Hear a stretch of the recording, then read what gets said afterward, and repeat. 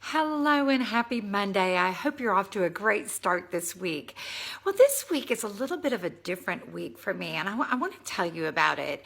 You see, on Friday, this past Friday, was the 1 year anniversary of my sister passing away. She passed away from cancer last year, and so it was her promotion day where she got to go to heaven on October 25th.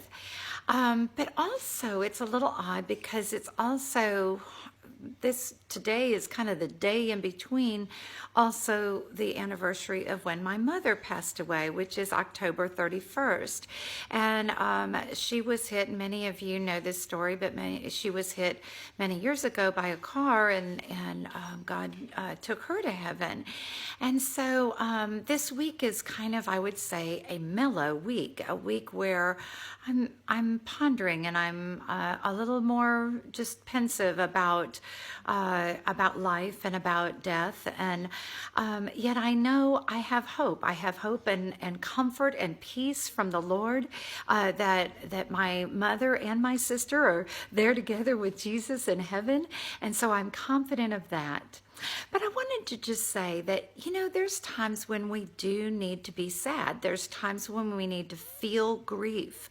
We don't want to ignore grief. And being the positive lady, I don't want to any time imply that being positive means ignoring sadness and ignoring grief. In fact, there's studies done now on PTG, post-traumatic growth.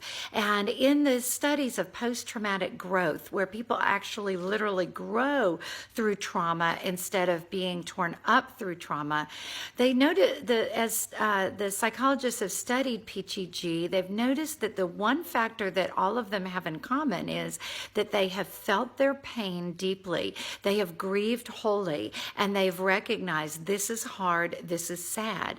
But then the thing with PTGers is also that they move on, they move forward, they don't stay in their grief, they grieve well, but then they move forward and they look for, given the circumstances that I'm now in, how can I make the best of the situation?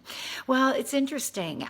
We can always find joy and always find things that God is doing in the midst of even some of our darkest days. For me personally, as I've grieved the loss of my sister, I've gained the closeness of my three nieces, and I am so thankful for the dear relationship I have with each of them. So there's joy in the midst of sorrow. So it's important to grieve deeply, but then it's also important to look and see, what does God want me to learn from this? How can I grow from this? And how can I make the best of it?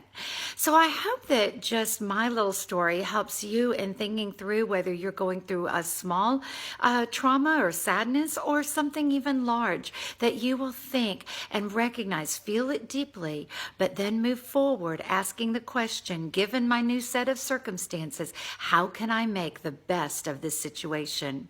Well, I hope you have a great week this week, and I look forward to seeing you here every week at Positive Life Principles.